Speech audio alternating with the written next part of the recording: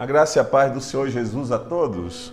Aqui no livro de Salmos, o Salmo de número 3, um salmo de Davi, quando ele fugia de Absalão, a partir do primeiro versículo diz assim: Senhor, muitos são os meus adversários, muitos se rebelam contra mim, são muitos que dizem a meu respeito, Deus nunca o salvará. Mas tu, Senhor, és o escudo que me protege. És a minha glória e me fazes andar de cabeça erguida. Ao Senhor clamo em alta voz e do seu santo monte ele me responde. Eu me deito e durmo e torno a acordar, porque é o Senhor que me sustém. Não me assustam os milhares que me cercam. Levanta-te, Senhor, salva-me, Deus meu. Quebra o queixo de todos os meus inimigos, arrebenta os dentes dos ímpios. Do Senhor vem o livramento. A tua bênção está sobre o teu povo. Não devemos temer. Nosso Deus, Ele está providenciando tudo para nós. Não devemos temer a nada que se levante contra as nossas vidas, nem contra a obra de Deus. O que nos pode fazer os homens, se Deus é conosco. E Deus é o Senhor da história, Ele age na história, de forma que o homem acha que é coincidência, mas não é coincidência, que é destino, mas não é destino. É o propósito do Senhor sendo estabelecido entre os homens. Não devemos temer a nada. Não devemos fazer luta armada contra quem se levanta contra nós, ou contra alguma ideia, ou contra alguma... Nós devemos combater, sim, no plano espiritual e no plano ideológico. Nós podemos conversar com quem quer que seja, sobre qualquer assunto. O Senhor nos dá essa sabedoria. O Senhor nos dá esse conhecimento, esse entendimento. O Senhor nos dá inteligência. Então não devemos temer a nada. Não devemos temer quando o homem vem contra nós, querendo nos destruir, querendo acabar com a reputação da igreja. Não devemos temer, porque nosso Deus, Ele está providenciando tudo para nós, Ele luta as nossas batalhas. Basta nos entregarmos na mão dEle, basta nos entregarmos tudo aquilo que está nos afligindo. Ele quer ouvir de nós, Ele quer que nós abramos as nossas bocas e falemos a Ele. A igreja do Senhor tem que ter essa posição de buscar a Deus em primeiro lugar, não tentar resolver as questões com a própria força, com o setor jurídico da sua igreja. Não precisa disso. A não ser que Deus nos direcione a isso. Mas primeiro busquemos a Deus, saibamos o que está por detrás. Porque em tudo Deus tem propósito. Não é por acaso, Ele é soberano. Ele age conforme o seu querer para promover a sua glória. E Ele promove a sua glória através de nós. Nós somos os instrumentos da glória de Deus. Através de nossas vidas, se nós estamos no centro da vontade dEle, se nós estamos fazendo o que o interessa, Ele age a nosso favor. Não tem gigante que se levante contra nós, que não seja abatido. Não pela força da nossa capacidade. Não pela nossa capacidade, não pela nossa força dos nossos braços. Não por causa da nossa inteligência, simplesmente humana, mas através do milagre, do poder de Deus, do seu Espírito que age em nós e através de nós. Vamos orar? Pai Santo, Pai querido, muito obrigado, Senhor, por estarmos aqui nesta noite. Obrigado, Pai. Sem Ti nada podemos fazer, sem Ti nada somos, mas contigo tudo podemos. Contigo a Tua palavra nos garante, somos mais do que vencedores, porque nós herdamos as coisas eternas. Nossa vida, apesar de estar sujeita hoje às limitações físicas deste mundo, mas nós não vivemos como se isso fosse capaz de impedir o Teu trabalhar em nossas vidas e através das nossas vidas, Pai. Nós vivemos sim numa sociedade que resiste à Tua santidade, Pai. Mas Tu demonstras que Tu és o soberano das nações, que nada pode impedir o Teu trabalhar. Tu és aquele, Pai Santo, que em tudo tem propósito. Tu és o soberano das nações. Tu levanta o necessitado, tu abate o exaltado. Sim, tu fazes aquilo que eu agrada. Não por imposição, não porque tu promoves o mal, porque tu és incapaz de promover o mal, Pai. Mas porque tu queres que o ser humano entenda que tu existes, que tu és soberano, tu és o Senhor, tu podes fazer infinitamente mais de tudo quanto pedimos ou pensamos, que tu queres que o homem seja feliz, tu queres promover o bem. Mas quando a tua santidade é ofendida, há uma reação. E é isso que nós estamos vendo hoje, neste mundo. Vemos calamidades, vemos pestilências, vemos guerra, vemos violência. Porque eles teimam em agredir a tua santidade, Pai. Mas a tua misericórdia paira sobre toda a humanidade, a tua justiça já foi realizada na cruz do Calvário. O teu Espírito Santo nos mostra que tu já fizeste o teu juízo, a tua justiça. A tua justiça foi realizada na cruz do Calvário. A humanidade tem a nós, os profetas, e tem a tua palavra. E tem a tua palavra, para que possam se debruçar sobre ela e vê-la como a verdade absoluta, capaz de modificar a vida do homem como um todo.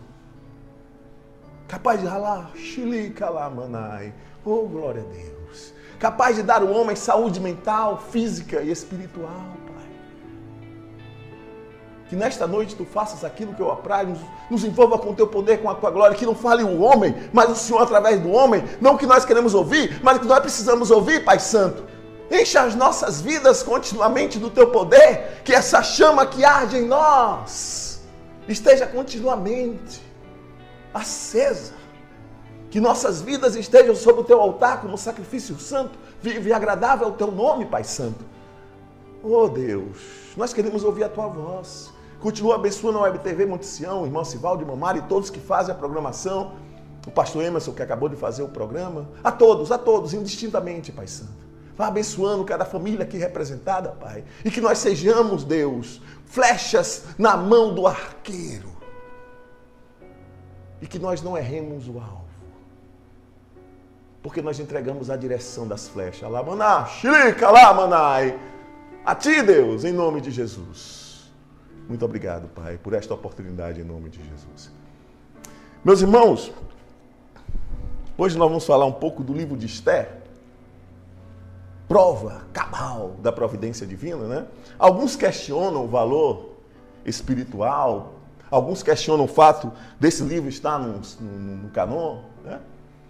O próprio Martinho Lutero, exaltado, disse que ele não via justificativa para que esse livro existisse dentro do canon.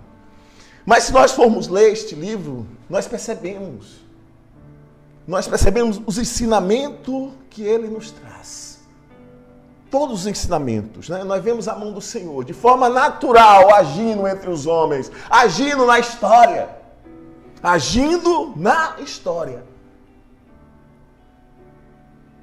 Né? Este livro foi escrito durante o cativeiro babilônio, alguns especialistas acreditam nisso. Aqui se fala já do período em que Dario concedeu ao povo voltar à sua terra, o povo hebreu a voltar para a sua terra. Né? Alguns ficaram ainda na Pérsia. Né? Aqui fala da cidade de Suzã, capital do Império Medo-Persa, e fala de Xerxes, primeiro o Assuero, né? Que é mais um título do que um nome. Era o rei dos Medos e Persas, naquela época. Né? É claro que o Império Medo-Persa vinha de derrotas, duas derrotas importantes, né, para os gregos, em Maratona e em Salamina. Né? E alguns especialistas dizem que esta festa, esse banquete que o rei Assuero promoveu, juntando os seus príncipes das suas 127 províncias, era para esquematizar uma guerra, era para criar estratégias de guerra que pudessem vencer os gregos, né? Mas nós sabemos que não deu certo. Anos depois, os gregos tomaram toda a Média e Pérsia. Nessa época aqui, houve esse grande banquete, e esse banquete durou 7 dias, né? E no 7º dia, a palavra do Senhor aqui no primeiro capítulo do livro de Esther nos diz que Assuero chamou a sua rainha Vasti para apresentá-la a todos que estavam reunidos, do menor ao maior, né? E a rainha Vasti, Vasti significa beleza, né? Era mais um título do que um nome também. Mas ela se negou. Ele mandou um oficial ir lá, chamá-la, mas ela desobedeceu. Está aqui. No 7º dia, capítulo 1, versículo 10. Quando o rei Xerxes já estava alegre por causa do vinho, ordenou aos 7 oficiais que o serviam que trouxessem à sua presença a rainha Vasti, usando a coroa real. Ele queria mostrar aos seus súditos e aos nobres a beleza dela, pois era de fato muito bonita. Mas ela se recusou, né? Alguns veem nisso um posicionamento de uma mulher que se valorizava, né? Outros veem como desobediente. De fato, ela foi desobediente ao rei. Afinal de contas, ali era um evento oficial, era um evento promovido pelo rei, né? Mas, independente disso, ela se recusou e o rei simplesmente não ficou espavarido, né? Não ficou nervoso. Ele consultou os seus sábios, ele muito de forma prudente, né? Consultou os seus sábios, aqui está no versículo 14, no versículo 13, para saber, versículo 15, o rei lhes perguntou, de acordo com a lei, o que se deve fazer à rainha Vasti? E os seus conselheiros, então, Memucã respondeu na presença do rei dos nobres, a rainha Vasti não ofendeu somente o rei, mas também todos os nobres. Então Deus incitou Vasti a agir dessa forma, sabendo a inclinação do seu coração, e isso promoveu uma reviravolta na corte medo-persa, né? Ela foi destituída do seu cargo de rainha. O rei nunca mais voltou a vê-la, né? O rei se lembrou depois que tinha perdido a sua rainha e procurou novamente dos seus sábios e conselheiros o que ele deveria fazer. E os sábios resolveram propor ao rei que fizesse um concurso dentre as virgens de todo o seu reino, para que dentre elas escolhesse a sua rainha, né? A mulher que iria assumir o posto de Vasti. Mardoqueu, sabendo disso, um judeu, né? Mardoqueu é um judeu, está aqui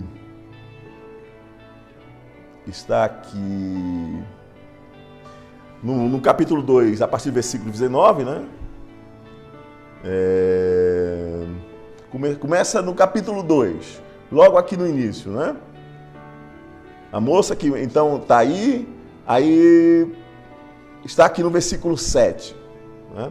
Mardoqueu tinha, no capítulo 2, versículo 7 do livro de Esther. Mardoqueu tinha uma prima chamada Radassa, ela tinha perdido os pais, e esse primo a adotou, que havia sido criada por ele, por não ter pai e mãe. Essa moça, também conhecida como Esther, uma moça muito bonita, né? Senão não estaria entre as propensas sucessoras a ser rainha do Império Medo-Persa. Era atraente, muito bonita, e Mardoqueu a havia tomado como filha quando o pai e a mãe dela morreram. Então Mardoqueu fez com que ela participasse do concurso. Ela, desde o momento em que chegou ao harém, foi recebida por Hegai, ela já o agradou ao oficial do rei, a Hegai. A moça o agradou e ele a favoreceu, não é? Esse Hegai. Então Deus, tudo conspirou, gente. Nosso Deus é o soberano. A palavra de Deus diz que, lá em Provérbio, vamos lá em Provérbio, acho que é Provérbio 16. A palavra do Senhor nosso Deus nos diz que o homem que agrada a Deus Deus faz com que os seus inimigos encontrem graça diante dele, diante do homem. Aqui, Provérbio 16, 7, diz assim: quando os caminhos de um homem são agradáveis ao Senhor, homem no sentido genérico aqui, ele faz que até o seu, vamos entender assim, ele faz que até os seus inimigos vivam em paz com ele. Então, Esté achou graça aos olhos desse homem, do Hegai, oficial responsável pelo harém, e também achou graça diante do rei, que quando a viu se encantou com aquela jovem. E ela foi coroada rainha. Ela de origem judia, Mardoqueu havia advertido para ela não contar de que povo ela era, né? Então nós vemos aqui Deus agindo na história. Isso está registrado, né? Os arqueólogos, a precisão desse livro é incrível. A pessoa que escreveu esse livro, de fato, teve contato com tudo aquilo. Os especialistas creem que quem escreveu esse livro vivia naquela cidade, na cidadela de Suzã, e que conhecia toda a estrutura da cidade, porque com as escavações arqueológicas se demonstrou mesmo que o que está escrito aqui era o que se via de fato na época. Não é? O livro de Esther é um livro de gênero narrativo, narrativo histórico, né? É uma narração histórica. E nós vemos Deus agindo aqui na história do povo judeu, né? Então nós não devemos temer, meus irmãos, quando alguém se levanta contra as nossas vidas, vem tentar algo contra o reino de Deus, porque as portas do inferno, o nosso Senhor e Salvador Jesus Cristo nos falou, as portas do inferno não prevalecerão. É claro que nós temos a nossa responsabilidade social. Nós vivemos num país democrático. Nós temos voz. Nós podemos falar abertamente. As pessoas podem não querer nos ouvir, mas nós temos a liberdade para falarmos e defender as nossas convicções religiosas. Assim como um bandista, assim como espírita, qualquer que seja. A pessoa com o seu credo tem essa liberdade de agir dessa forma. Mas nós não devemos, em hipótese nenhuma, entrar em embate. Ir para a luta armada. Nós devemos esperar, sim, a providência de Deus. Deus sempre colocou aquele que ele queria nos lugares certos. Prevendo aquela fome que houve ali, em toda a região do Egito, naquela época, em todo mundo conhecido da época, naquela época de José, de Jacó. Apesar da forma com que Deus fez José chegar à segunda pessoa do rei, assim como fez Mardoqueu também chegar à segunda pessoa do rei, nós vamos ver isso mais adiante. E em Gênesis, depois que Jacó morreu, os irmãos de José ficaram preocupados. Eita, agora ele vai se vingar de nós. O que o estava detendo era nosso pai. Ele vai se vingar de nós pelo que nós fizemos com ele.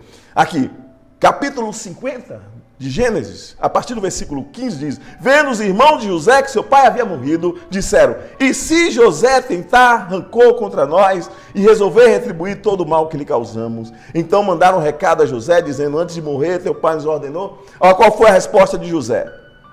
José, porém, lhes disse, versículo 19: não tenham medo, estarei eu no lugar de Deus? Vocês planejaram mal contra mim, mas Deus o tornou em bem, para que hoje fosse preservada a vida de muitos. Por isso não tenham medo, eu sustentarei vocês e seus filhos. José entendeu os propósitos de Deus, mesmo passando pelo sofrimento pelo qual ele passou.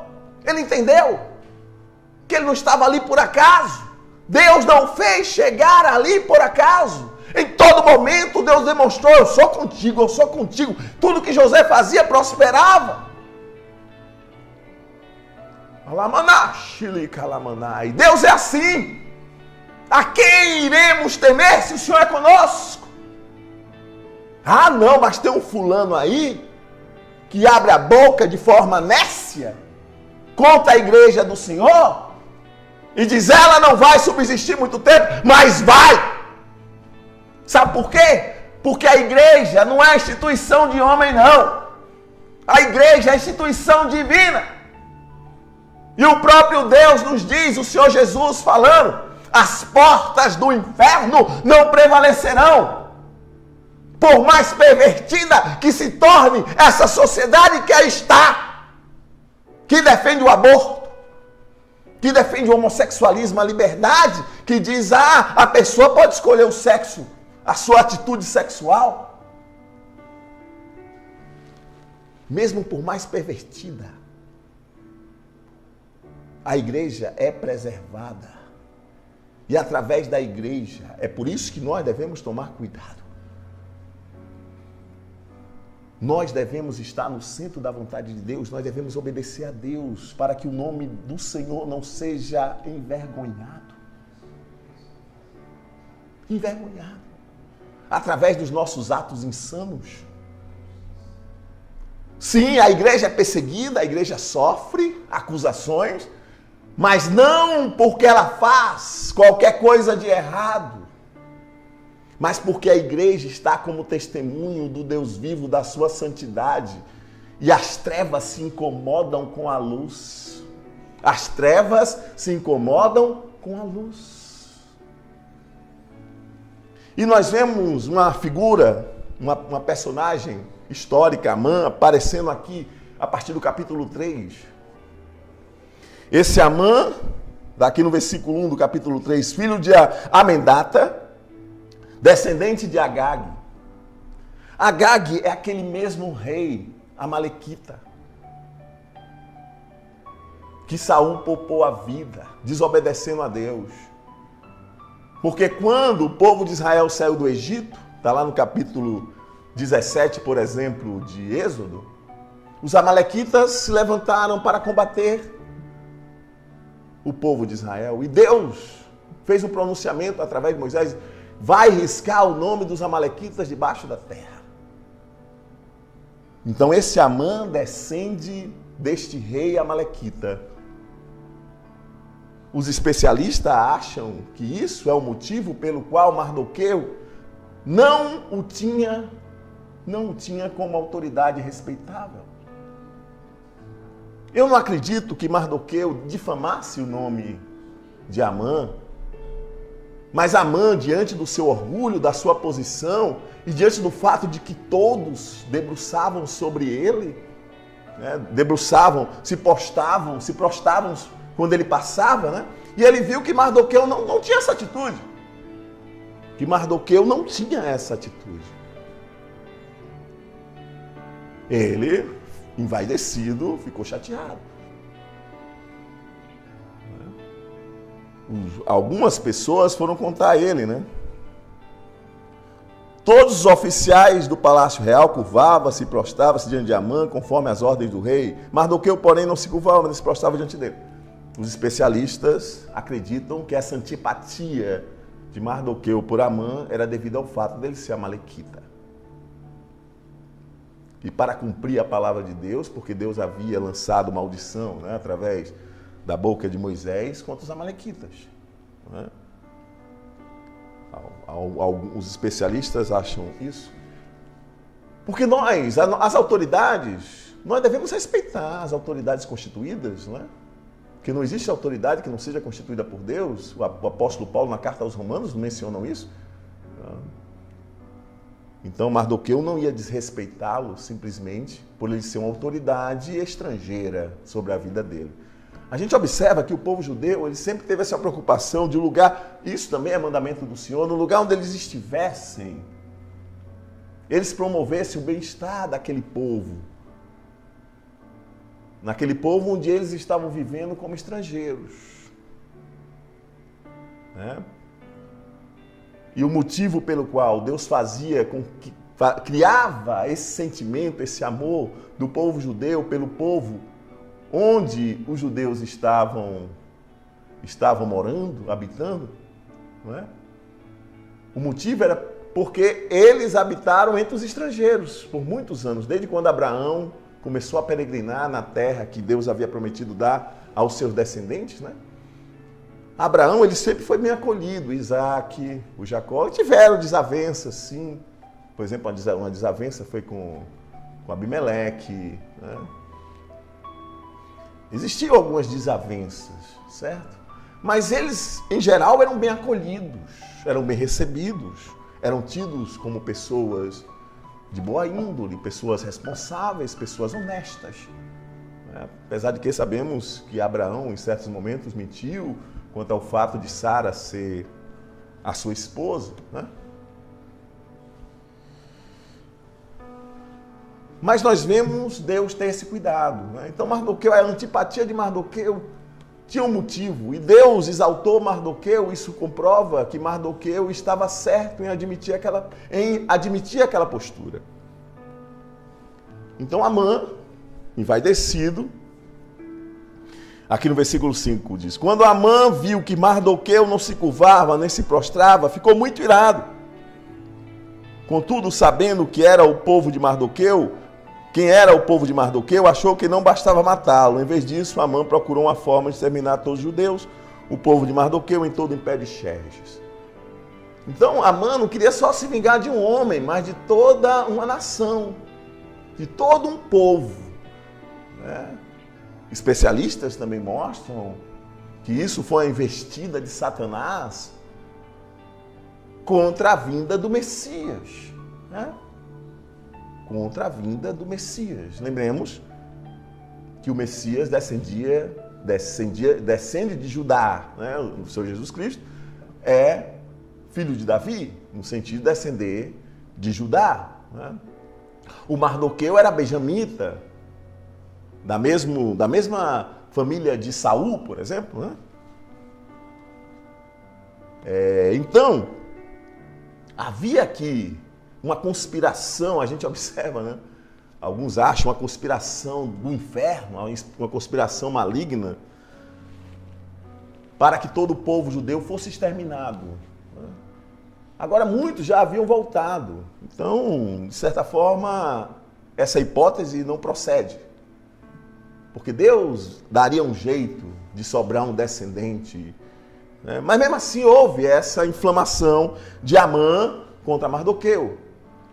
E Amã incitou a Xerxes a proclamar um edito no qual marcou um dia para destruir todo o povo israelita, todo o povo judeu. Aqui, no versículo 8 diz: então Amã disse ao rei Xerxes: existe certo povo disperso e espalhado entre os povos de todas as províncias do teu reino, cujos costumes são diferentes de todos os outros povos e que não obedecem às leis do rei. Não convém ao rei tolerá-los. Se for do agrado do rei, que se decrete a destruição deles, e eu colocarei 350 toneladas de prata na tesouraria real à disposição para que se execute esse trabalho. Em vista disso, retirou-se um anel selo, deu a Amã, o inimigo dos judeus, filho de Amedata, descendente de Agag, e lhe disse: fique com a prata e faça com o povo o que você achar melhor. Então Xerxes deu ouvido às acusações de Amã, e Amã preparou um edito marcando o dia para que o povo judeu fosse exterminado. Assim, no 13º dia do primeiro mês, os secretários do rei foram convocados. Amã ordenou que escrevesse cartas na língua e na escrita de cada povo aos sátrapas do rei, aos governantes das várias províncias e aos chefes de cada povo. Tudo escrito em nome do rei Xerxes. As cartas foram enviadas e diziam: no dia único haveria a morte de todos os judeus, jovens, idosos, mulheres e crianças, no único dia, o 13º dia do 12º mês, o mês de Adar. Então havia um dia para se exterminar o povo judeu de todo o Império Medo-Persa. Talvez alcançasse lá Jerusalém, né? Jerusalém também fazia parte, nessa época, do Império Medo-Persa. É uma conspiração, a gente pode entender como uma conspiração maligna para se destruir o povo judeu e assim impedir que o Messias viesse, não é? Talvez seja uma hipótese procedente, se nós analisarmos também que Jerusalém estava, com a volta de Neemias, com a volta de Esdras, nós vemos que estava ainda sob o domínio medo-persa, havia ali olheiros, pessoas que governavam ali, pessoas de confiança do rei medo-persa para olhar o que estava acontecendo ali. É claro que aqui já havia muitos séculos que isso aconteceu. Alguns acham, talvez assim tenha acontecido isso, Talvez fosse bom olhar um pouco mais atento à história e às datas. Talvez a gente encontre até motivo para acreditar que alguns acreditam que foi Mardoqueu que escreveu esse livro, outros acreditam até que Neemias e Esdras escreveram esse livro, Joaquim também pode ter escrito esse livro, Alguns especialistas acham isso. Joaquim foi aquele que foi levado para a Babilônia por Nabucodonosor, de forma pacífica, na primeira vez, no primeiro exílio. Pois é, então havia esse problema. Amã elaborou esse edito. Esse edito ele foi anunciado em todas as províncias do Império Medo-Persa. Isso chegou ao conhecimento de Mardoqueu que morava ali tão perto da corte real, em Suzã. Mardoqueu soube de tudo, daqui no capítulo 4, que tinha acontecido, rasgou as vestes, vestiu-se de pano de saco, cobriu-se de cinza e saiu pela cidade chorando amargamente em alta voz. Esté soube disso, através das suas criadas, está aqui no versículo 4, e através dos oficiais responsáveis pelo harém, eles contaram o que se passava com Mardoqueu. Ela enviou um para saber o que estava acontecendo. Atá foi falar com Mardoqueu na praça da cidade, em frente da porta do Palácio Real. Mardoqueu contou. Mardoqueu contou-lhe tudo que, versículo 7 do capítulo 4, acontecido enquanto a prata Amã tinha prometido depositar na tesouraria real para a destruição de judeus. Deu-lhe também uma cópia do edito, que falava do extermínio, e que tinha sido anunciado em Suzã, para que ele mostrasse a Esté, o Atá, e insistisse com ela para que fosse a presença do rei implorar misericórdia e interceder em favor do seu povo. Então Atá chegou, conversou com Esté, mas Esté não poderia ir à presença do rei de todo jeito. O rei deveria convidá-la. E ela disse: como eu vou entrar na presença do rei se há mais de 30 dias o rei não me convida para estar em sua presença? Aí o mensageiro foi falar com Mardoqueu, e Mardoqueu, aqui no versículo 12, quando Mardoqueu recebeu a resposta de Esté, Esté com esse receio, Mardoqueu disse-lhe: olha bem como é o homem que tem discernimento, um homem que crê que o Deus ao qual ele serve é o soberano. Que Deus, então ele diz assim: não pense que pelo fato de estar no palácio do rei, você será a única entre os judeus que escapará, pois se você ficar calada nessa hora, socorro e livramento surgirão de outra parte para os judeus, mas você e a família do seu pai morrerão. Quem sabe se não foi para um momento como este que você chegou à posição de rainha. Nós estamos vivendo, esse ano é ano eleitoral, e nós estamos vendo muitos dos nossos irmãos sendo candidatos. Tem até um candidato à presidência da República, Eu conclamo a igreja a orar para saber a vontade de Deus na vida desses nossos irmãos. Será que Deus quer que esse pastor chegue à presidência? Será que Deus quer que muitos dos nossos irmãos cheguem à Assembleia Legislativa, ao Congresso Nacional, lá à Câmara dos Deputados? Será? Ou será que é simplesmente vontade deles? Será que eles têm capacidade para estar lá? É claro que Deus dá a capacidade, mas nós temos que ver, nós como igreja, tendo discernimento, temos que ver que se essas pessoas estão preparadas para estarem lá. Se elas vão ter hombridade para manter-se convicto na posição de cristão, ou vão se corromper como os demais? Ou vão se corromper como os demais?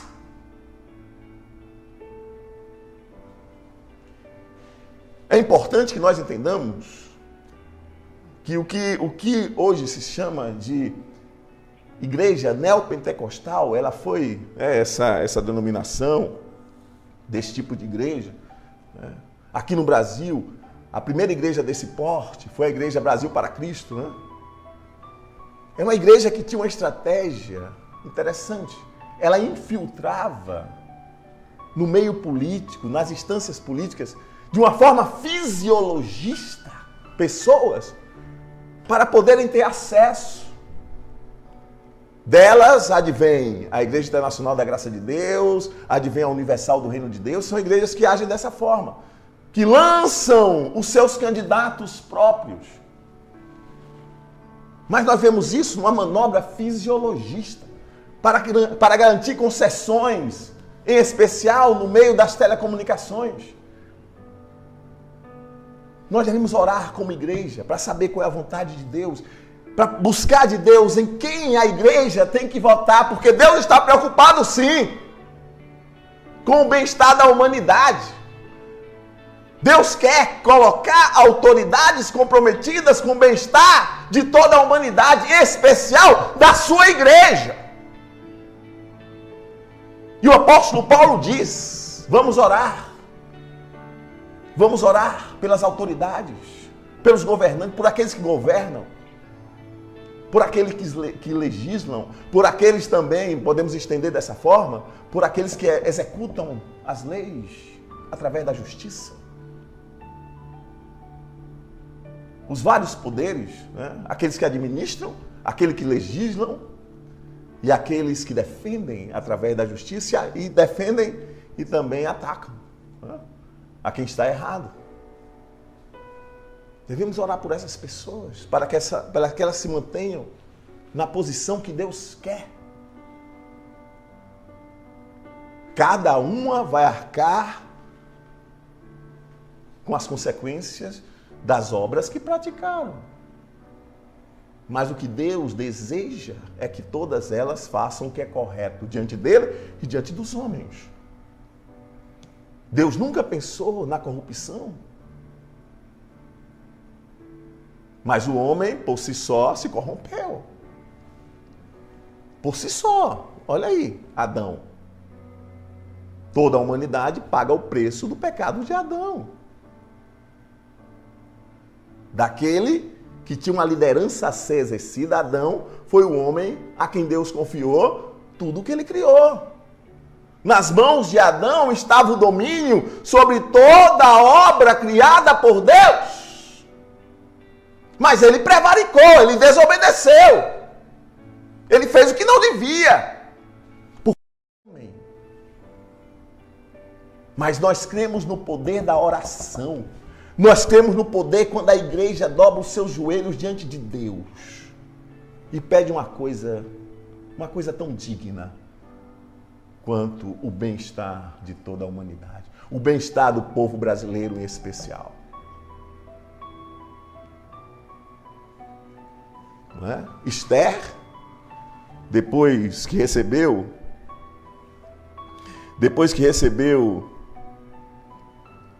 de Mardoqueu a resposta, né? Então Esther, versículo 15 do capítulo 4. Então Esther mandou esta resposta a Mardoqueu: vá reunir todos os judeus que estão em Suzã e jejuem em meu favor. Bem, ela pediu para jejuar, mas eu creio também que orar estava nessa empreitada, né? Estava nesse objetivo do povo judeu ali reunido. Orar, jejuar para buscar a Deus em oração. Não comam nem bebam durante 3 dias e 3 noites. Eu e minhas criadas jejuaremos como vocês. Depois disso irei ao rei, ainda que seja contra a lei. Se eu tiver que morrer, morrerei. Vamos, igreja do Senhor, vamos nos consagrar nesses dias. Vamos nos consagrar, vamos buscar a Deus. Para que Deus nos dê discernimento, para que nós possamos saber em quem nós devemos votar, para o bem de toda a nação brasileira. Nós temos esse poder em nossas mãos. A única instituição nessa terra que tem o poder de lutar contra a corrupção humana é a igreja. Porque é o poder de Deus que transforma o homem, como transformou Zaqueu. Zaqueu extorquia do povo. Era judeu e extorquia do seu povo.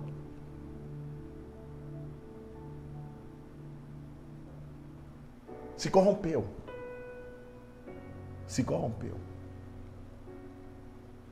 Em nenhum momento Eu vejo o exemplo de José, eu vejo o exemplo de Daniel, Ananias, Misael, né? Azarias, está aqui em Daniel. Aqueles 4 jovens não se corromperam com as iguarias da corte de Nabucodonosor. Daniel, Ananias, Misael e Azarias. Daniel, contudo, Daniel e os seus amigos também. Nós temos prova disso. Que Ananias, Misael e Azarias, eles tinham também o mesmo pensamento de Daniel. Daniel, capítulo 1 de Daniel, versículo 8. Daniel, contudo, decidiu não se tornar impuro com a comida e com o vinho do rei e pediu ao chefe dos oficiais permissão para se abster deles. Daniel, ele decidiu não se contaminar. Gente, quando a gente pega uma pessoa não preparada, quando eu falo não preparada, no sentido espiritual, estou falando dos nossos irmãos que são candidatos, e coloca-os no meio daquela corja, é fácil de ser corrompido. Mas Daniel, Ananias, Azarias, deixa eu lembrar aqui os nomes, um por um. Daniel, Ananias, Misael e Azarias não se corromperam. José não se corrompeu. Não se corrompeu. A gente vê o exemplo de Salomão. Salomão se corrompeu. Salomão se corrompeu. Fez tudo ao contrário do que Deus havia orientado aos reis de Israel. O povo pecou. Por isso foi para os cativeiros. Um para o cativeiro assírio, nunca mais retornou. O outro para o cativeiro babilônio, Deus permitiu que retornasse. Se corrompeu. O homem de Deus tem que estar preparado para onde ele estiver ser luz, ser exemplo, mostrar inteligência, mostrar sabedoria vinda do alto, contra a qual ninguém pode contestar. Deixa esses tolos falarem o que eles quiserem. A verdadeira sabedoria está em nosso meio, está na igreja. Que essa sociedade entenda e venha buscar conselhos a nós. Não o contrário. Não o contrário. Não nós irmos a essa sociedade tomar conselhos sobre moralidade.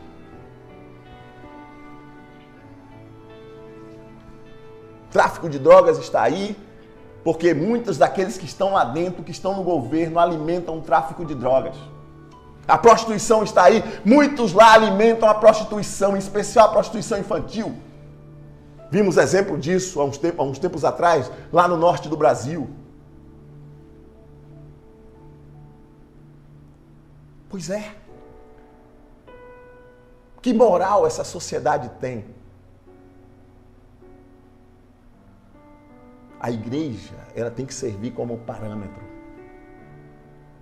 A igreja tem que dar o exemplo. É por isso que eu fico muito preocupado quando um pastor deixa uma igreja para se candidatar. Algum ministro deixa o seu lugar, a sua posição de comando, a obra de Deus para concorrer. É claro que muitos dos nossos irmãos que têm liderança, eu sou um exemplo disso, têm empregos no mundo secular. Eu sou professor. Tem muitos que são médicos, né? Tem os que são servidores públicos de maneira geral, empresários, etc. Tem. Mas quando nós pensamos no meio político, a gente fica cheio de receio. Porque a podridão está lá. Porque aqueles que deveriam dar o exemplo são os primeiros que se corrompem. São os primeiros que olham para os seus próprios umbigos e esquecem. Alguns vão até com boa vontade de lutar para que os mais necessitados recebam o que é necessário: saúde, educação, segurança pública, moradia, habitação. Mas quando chega lá, se corrompe. Devemos estar atentos quanto a isso. Devemos estar atentos quanto a isso. E a gente observa como Deus agiu na história para promover o bem-estar do seu povo, né? Não conseguiu anular o edito anterior do rei, mas conseguiu que o rei desse a Esté e a Mardoqueu autoridade para formularem um outro edito, onde o povo judeu poderia se defender dos seus inimigos e tomar os despojos dos seus inimigos quando vencesse. E isso foi feito. E o povo judeu se armou. E com o Senhor, nosso Deus, ao lado, venceu os seus inimigos. O Amã acabou enforcado na mesma forca que preparou para Mardoqueu. Na mesma forca. Não é? A sua família como um todo. Mardoqueu foi elevado, está aqui no último capítulo, no capítulo 10. O rei Xerxes impôs tributos a todo o império, até sobre as distantes regiões costeiras. Todos os seus atos de força e de poder e o relato completo da grandeza de Mardoqueu, a quem um rei dera autoridade, estão registrados no livro das crônicas dos reis da Média e da Pérsia. O judeu Mardoqueu foi o segundo na hierarquia depois do rei Xerxes. Era um homem importante entre os judeus e foi muito amado por eles, pois trabalhou para o bem do seu povo e promoveu o bem-estar de todos. Mardoqueu assumiu seu posto com dignidade. Promoveu o bem-estar de todos. Não somente do seu povo. Não somente da sua denominação. Mas de todos. De todos. Não somente do povo de Deus, mas de todos. Porque as determinações dos governos das várias nações pelo mundo, espalhadas pelo mundo inteiro, são determinações que só servem para este mundo, meus irmãos. Mas a igreja não é deste mundo. As determinações da igreja diz respeito às coisas eternas. A igreja tem que estar preocupada com a salvação, com a vida eterna, de evangelizar o mundo, de falar do Senhor Jesus, para que as pessoas se convençam, através do poder do Espírito Santo, se convençam dos seus pecados, se convençam da justiça de Deus praticada e do juízo, através do poder do Espírito Santo. Mas nós somos instrumentos que Deus usa na terra, para que a salvação, a vida eterna, chegue a todos os homens, indistintamente, não importa a cor da sua pele, não importa o seu nível de escolaridade, não importa o seu credo, a todos os homens, do mais rico ao mais pobre, indistintamente, porque Deus quer salvar a todos. Deus quer salvar a todos. Alamaná, xilica, alamaná. Eita Deus! Aqueles, alamaná, raná, alamaná, xilica, alamaná, alamaná. Alamaná, raná, alamaná. Eita Deus! A gente está vendo aí muita gente perseguindo a igreja, falando o que não deve. Amém? Esses vão se voltar.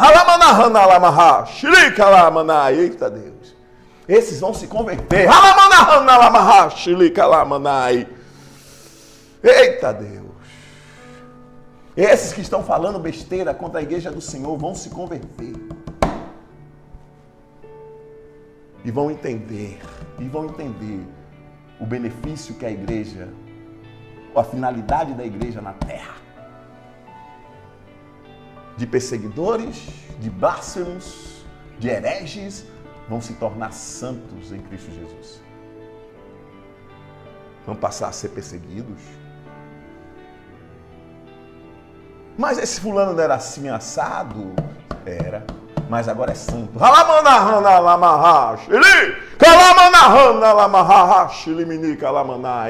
Deus vai mostrar que ele é soberano. Eita Deus, eu não vou citar nomes por questão de ética, mas Deus está mostrando essa pessoa. Eita Deus Santo, Pai querido. Ô Pai Santo, continua Deus. Continua, Pai, a agir em nosso meio. Continua, Pai, a nos dirigir, Pai Santo. Nós somos como crianças em Tuas mãos, Pai. Toma-nos pela Tua mão direita, nos conduz, Senhor, nos dirige. Nós precisamos de Ti, Pai. Nós somos totalmente dependentes do Senhor, Deus. O ar que respiramos, o que pensamos, o que comemos, o que vestimos, o que bebemos. Em tudo nós dependemos de Ti, Pai. O Teu Santo Espírito confirma a necessidade que temos por Ti. Obrigado, Deus, pela saúde, pelo vigor, pela prosperidade, pelo livramento que Tu tem dado ao Teu povo na terra. Desde os tempos mais remotos até hoje, Pai Santo. Preciosa é para o Senhor a morte dos seus justos. Deus não se alegra na morte dos ímpios. Assim nos diz a Tua palavra, Pai. E assim nós cremos, porque Tu és bom, Tu és misericordioso, Tu és amor. Muito obrigado, Pai. Muito obrigado. Que nós estejamos na posição que Tu queres. E ajuda a Tua igreja na terra. Nessas eleições, em outubro, decidir os melhores para este país, Pai Santo. Vá ajudando aqueles do Teu povo que Tu estás levantando para colocar nas posições que Tu queres, porque Tu és o Senhor da história. Nós vemos aqui o relato bíblico, a narrativa histórica do livro de Esther. Nós vemos a Tua mão, apesar do Teu nome não estar sendo dito, mas Tu estás aqui. Tu estás aqui a promover o bem-estar. Tu estás aqui a preservar o Teu povo na terra. Desde aquele tempo até hoje, Tu preservas o Teu povo na terra. Muito obrigado, Pai. Nós Te agradecemos em nome de Jesus. Amém. Que a graça do nosso Senhor e Salvador Jesus Cristo, que o grande amor de Deus e a consolação do Santo Espírito sejam com todos, desde agora e para todo sempre, no nome santo e bendito do nosso Senhor e Salvador Jesus Cristo. Fiquem na paz até a próxima terça-feira, a partir das 21h10, se assim o Senhor nos permitir. Fiquem na paz em nome de Jesus.